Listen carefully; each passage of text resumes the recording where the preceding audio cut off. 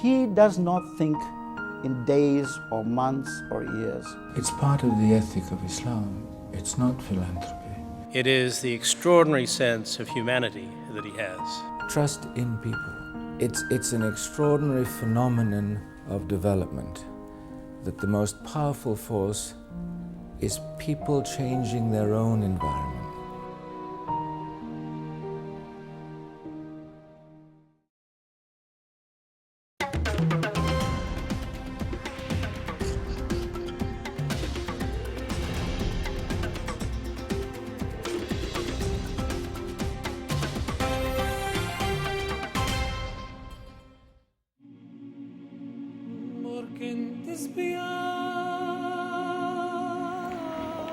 Once known as Karim Shah, now as the Aga Khan, His Highness is the spiritual leader of the Ismaili Muslims, a community from the Shia branch of Islam. He is the 49th Imam, descendant of the Prophet Muhammad. Ismailis, like all Muslims, believed Muhammad was the last revealed prophet of God. His Highness the Aga Khan is the 49th hereditary Imam of the Shia Ismaili Muslim community. This position that he holds, this office that he holds, is an office by which from the time of the Prophet to Imam Ali, in succession, is the office of the Ismaili Imamate. Today, it is the office held by His Highness the Aga Khan for the Ismaili community.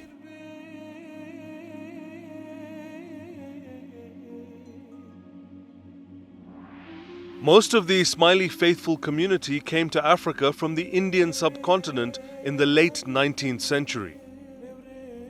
They came to Africa when the British first brought in Indian laborers to build the railways in East Africa. Many Ismailis followed as traders, at first settling along the Indian Ocean coast. They settled in much of Eastern Africa, Mozambique, Angola, and South Africa, and later on in West Africa. There is a long history that connects the Ismailis to Africa, and in fact connects Islam to Africa. It's interesting that the first refugees of Muslim history, when they were being persecuted for their religious belief, actually found refuge with the Christian ruler of Abyssinia, now Ethiopia. There has been immense prejudice surrounding Islam, and this has increased over time with the acts of extremism, as witnessed globally. But this is not a true picture of the religion. In fact, Muslims like the Aga Khan and most of his Ismaili followers embrace such teachings from the Quran as He created for you mates from among yourselves, that ye may dwell in tranquility with them. Those who spend freely, whether in prosperity or in adversity, who restrain anger and pardon all men, for Allah loves those who do good. People know very little about Africa, people know very little about Muslim culture, civilizations, and within that vacuum it's so easy to develop stereotypes that are based on current events. And I think partly when political problems are given a kind of religious, theological twist, then it compounds the understanding. His Highness has supported projects that have benefited Ismailis and non-Ismailis. His generosity to others has been driven by charitable tenets in the Muslim faith and his own sympathetic spirit when encountering situations where he can make a difference. In many parts of Africa, there are no Ismailis where we operate. The Aga Khan Development Network, for example, is very active in Mali, in Ivory Coast, in Burkina Faso. There are no Ismailis there. So the presence of Ismailis is not a criterion that His Highness applies. He looks at the help that he can provide in working with the government.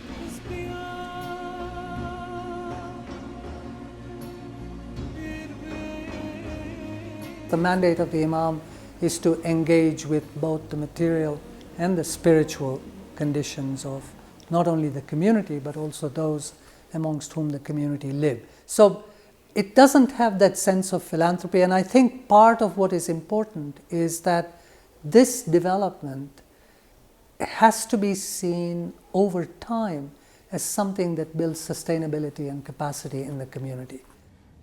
It's part of the ethic of Islam. It's not philanthropy. It's that you have a duty to share what you do not need yourself. If Allah has given you the wherewithal to share, you share. Born in Switzerland, the Aga Khan spent some of his childhood in Nairobi, Kenya, away from the Second World War that was devastating Europe. It was in Africa many years later that he donned the mantle of his late grandfather, the third Aga Khan, Sir Sultan Muhammad Shah. Sir Sultan chose Karim Shah for the role, hoping that he will provide the Ismailis with energetic leadership. My grandfather was more the senior figure in the family with whom you discussed what you were doing at school and not doing at school, what you were doing at university, not doing at university. And it was a very different relationship, and he was very much the head of the family. For a 21-year-old college boy, an expert skier and soccer player for Harvard University, becoming the leader of 15 million Ismailis around the world was a huge responsibility. After visiting various Ismaili communities, the young Aga Khan returned to Harvard to prepare himself to meet the challenge. In 1959, he graduated from Harvard University with an honors degree in Islamic history. At this point, the Aga Khan returned to the continent. He met many East African leaders, including Kenya's founding father, Jomo Kenyatta. He even received the Grand Cross of the Brilliant Star of Zanzibar in 1957. But he also received similar recognition in the West African countries of the Ivory Coast and Upper Volta, which was later renamed Burkina Faso in 1965. His strongest relationships was with the independence leaders and the leaders who followed independence to start to develop the country. And that, at that time of pre-independence and independence, even during colonial rule, he started to think about what would Africa need post-independence. These needs would form the basis for his development ideas, which would coalesce over the next 4 decades. They would include an emphasis on education, healthcare, infrastructure, and self-reliance. As the Quran says, that man can have nothing but what he strives for. We're moving towards independence, towards the idea that we would be free to choose what kind of society we live in. And yet at the same time, we were aware that the colonial legacy had not left us with too many assets. The Aga Khan saw that Africa would have to build itself up, as the colonial powers had only built institutions for the wealthy few. So the beginning was a complex learning process with leadership that one didn't know oneself, the leadership of the generation of my grandfather. These were all situations that I entered rather young. And I think the great challenge for him as Imam was to see how the community could become a catalyst in this environment for really generating the quality of change and quality of life for the people of East Africa as a whole. His grandfather, Sir Sultan Muhammad Shah Aga Khan, was a distinguished statesman who was once the president of the League of Nations. He had assembled the beginnings of a worldwide development team, which evolved into what is now known as the Aga Khan Development Network, or AKDN. The new Aga Khan plunged into third world matters with great zest, continuing his grandfather's commitment to the social and economic progress of the Ismaili community. The Aga Khan Foundation provides a number of services and interventions, from agriculture and market development, education, health, community development, community civil society development, and the development of culture and heritage. Karim Shah would take a similar path to his grandfather, taking an international role. But he would complete his grandfather's benevolent ambition with the AKDN, not by taking an active political role.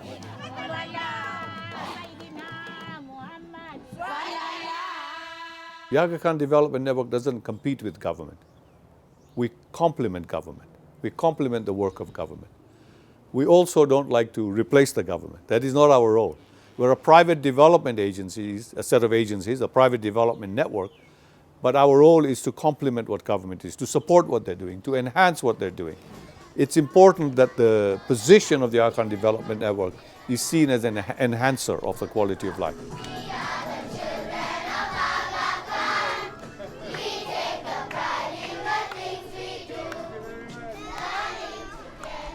Education is one area where the Aga Khan's personal experience taught him that quality could make a difference and build the capacity of people. Eyes over there. Good morning, good morning. Say good morning, His Highness. Good morning, His Highness. Please go on, I'm going to join the class. All right, welcome. The first Aga Khan Academy was established a decade ago in the coastal port city of Mombasa in Kenya. 2 other academies are now operational in Hyderabad in India and in Maputo in Mozambique, with 15 more on the drawing board. Being a Harvard alumnus, it is no wonder education is key amongst his developmental projects. Intellect is a very, very powerful force, and that has been there since centuries, and therefore the human intellect as a force is something which I am very, very admirative of and respectful of. Therefore, educating people to address issues is a fundamental principle of development for me. Here, students are accepted without regard to race, religion, gender, family background, or finances. They learn to live together and accept and appreciate their fellow students. In other words, they learn to build a pluralistic society in the future. Nafisa Abdul Hamid earned a scholarship to the University of Alberta, Canada. She is one of the many budding professionals the Aga Khan School has produced and has plans of returning to her home country, Kenya.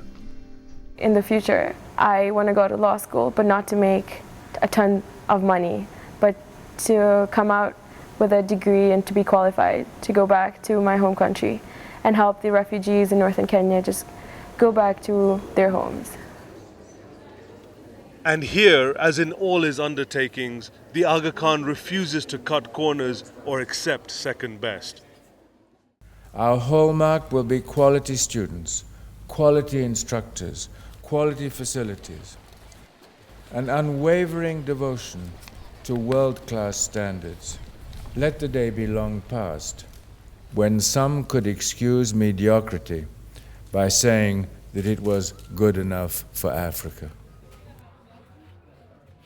Maxwing Oswang's family struggled to take him to school. His future did not seem bright because of the limited resources both at school and at home. We have 2 rooms, and this is the sitting room, and we also have the bedroom where we normally cook also at the same time. He excelled and was admitted to the Aga Khan Academy in Mombasa. On a visit to his old school, since I've gone to Aga Khan, I think I've started seeing my dream coming true, because at the moment I think I'm doing well in my studies, and so I can see that I'll be able to go to universities, whereby if I achieve my goal, I'll be able to come back and help the school and also the community around there. With Maxwing, I don't think that he would have gone far, because the father had already been retrenched, he's at home, and there are also some of his brothers. They are trying, but still they have not settled at all because of finances. We are a public school. We are using all government regulations and what we have our limitations. We have very little opportunity to train pupils for leadership. Through my interaction with the Akan Academy, I've seen that the children are taught literally everything. They are training world leaders who will go back to their society to make a change. And I feel that is a very, very noble idea.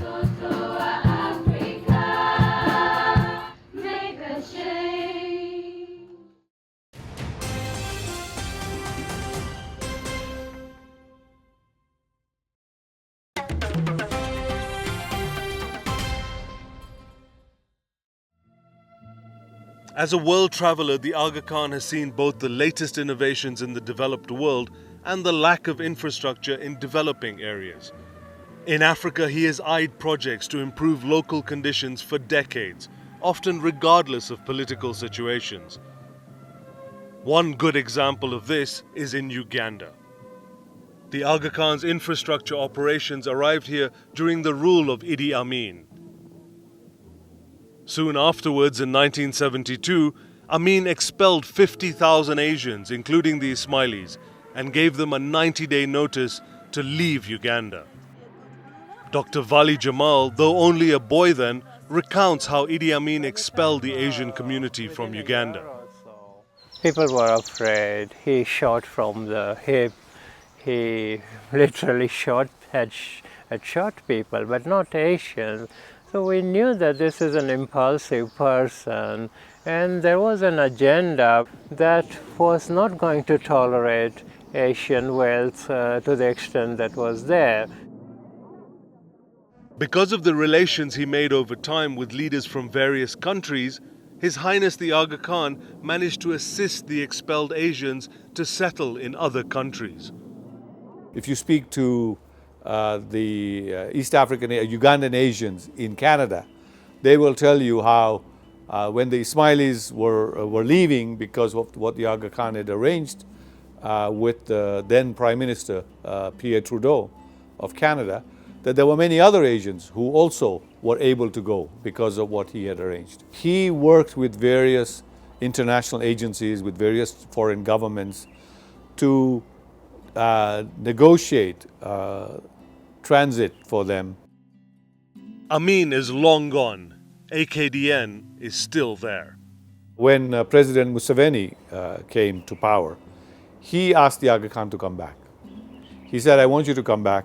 We're we are sorry for what happened, but it's happened. But we want your members of your community, you, to come back. The Aga Khan continues to invest in Uganda. Bujagali is the big example of that. I mean, this is a massive project that provides electricity to more than half of Uganda and soon to parts of northern Tanzania and western Kenya. The lack of electricity has long been a problem for Uganda's development. Frequent power blackouts in Uganda cause serious consequences that cost the business community gravely. We used to have power in 2 to 3 days in a week. There was no business. We had no choice just to close up and go home.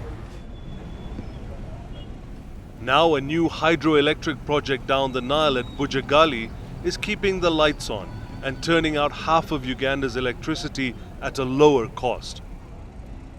Without electricity, your quality of life is not going to improve. So that's a very important economic initiative, which has a huge impact on the development of the country, the quality of standard of living and the ability of people to improve their economic standing. Once again, the Aga Khan's focus on quality is evident. The $900 million project would involve the AKDN, the Ugandan government, and key US investors who would tap experts to ensure the project's integrity. The approach of the Imamate has always been to respond to the development challenges and priorities of the countries in which it is engaged. Naturally, these priorities differ significantly from one country to another, and from one region to another.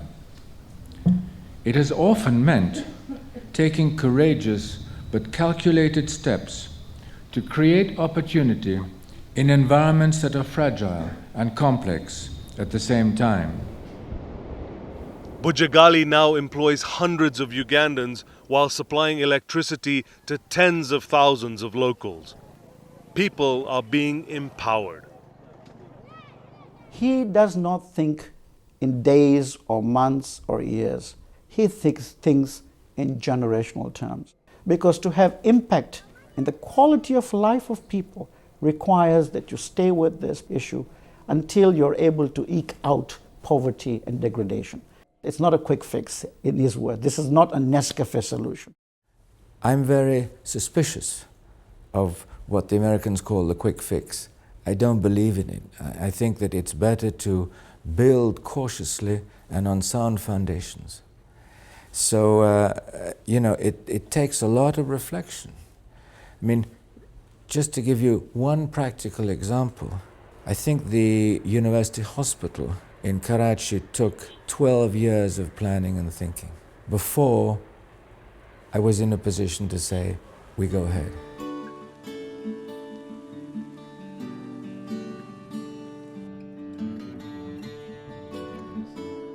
The AKDN's health initiatives have included village clinics, a renowned teaching hospital in Nairobi, Kenya, and now a $50 million heart and cancer center at the Aga Khan University Hospital here in Nairobi.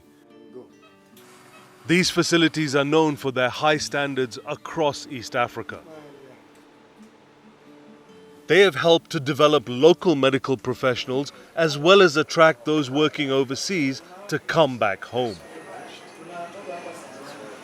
People come back if the work environment is compatible with their objectives. And very often that compatibility is not only monetary. It's actually more often, at least in this field, academic, growth potential in professional contexts, and it's also the ability to bring the family back to the cultural context it was originally in. Dr. Harun Otieno trained in the United States and came back home to head the cancer program. Remuneration is obviously a factor, but life in Africa or Kenya is not as expensive. Being close to family is also a big plus, and the pace of living is also a little bit more comfortable. But at the same time, you also get a big opportunity to make a much bigger impact when you're working in Kenya than, for example, working out in the West. Other AKDN projects are private companies with activities that range from power to finance, leisure to aviation, pharmaceuticals to communication. These are companies that are designed to generate income. Profits are plowed back into projects to promote development. The philosophy of enabling people to take charge of their lives with economic independence. The AKDN spends an estimated $600 million annually on its projects, some of the money donated by the Aga Khan, others coming from diverse sources. Obviously, His Highness the Aga Khan is one of the biggest contributors to this particular effort. Another is the partners that we have. So the USAID, the Canadian government, the Japanese government, the German government, the French government, the Norwegian government, all of these are partners who support the work of the Aga Khan Development Network because they see the impact, they see the outcomes of that work. One such AKDN company is the Serena Hotel chain. The Serena Hotels and Safari Lodges were created to promote tourism in Eastern Africa and generate funds for AKDN. Its 24 hotels and safari lodges have been built with local materials, local skills, and care for local cultures and environment. His Highness the Aga Khan has shown the world how you can do economic development through preserving the environment. So each Serena hotel is planned in a very environmentally sensitive way, how it's, even in its design, the use of natural light, the use of natural ventilation, the use of natural materials, the landscaping. The Serena hotels only employ African staff, taking care of their welfare, healthcare, but more importantly, room to grow professionally. The Aga Khan Development Network worldwide has over 80,000 people involved in it. I would say about 50,000 are in Africa, and the other 30,000 are outside Africa. At the Serena, visitors not only stay in the highest quality facilities, they also have peace of mind knowing they are not financing the exploitation of land or people. Because more than money, more than things, people are what it's all about. I'm a deep believer in the fact that if the environment is good, people live a better quality of life. They're more stable. Their children grow up in a better environment.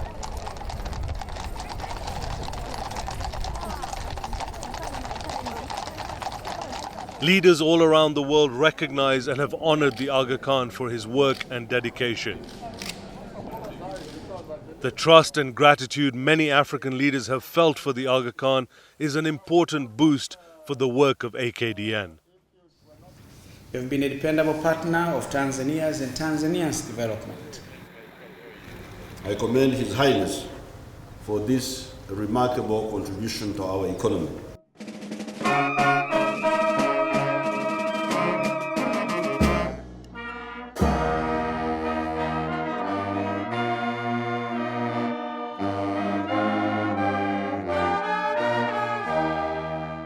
Me donne l'opportunité de rendre un vibrant hommage au guide spirituel que vous êtes et souhaiter qu'Allah le Tout-Puissant comble vos fidèles de sa grâce. The welcomes may take many forms, but wherever it is, there is no mistaking the enthusiasm. Trust in people. It's an extraordinary phenomenon of development, that the most powerful force is people changing their own environment. What they need in many cases is the wherewithal to change, but the will to change, very often the capacity to change well, because they live in their contexts. That's an extraordinarily powerful force. It's a continuous job. It's an unending job. And through it all, having seen him in many, many parts of the world, and having talked to him at length on many subjects, there is one thing which distinguishes him, which is not in the buildings and not in the organization. It is the extraordinary sense of humanity that he has. Over 50 years later, the once young Imam has touched lives all over the continent, leaving a mark everywhere he sets foot. From the life of the rising student in Kenya, to a trader in Bujagali, and in so many other locations across Africa, it is evident His Highness the Aga Khan has built institutions not just with stones, but with a heart full of compassion.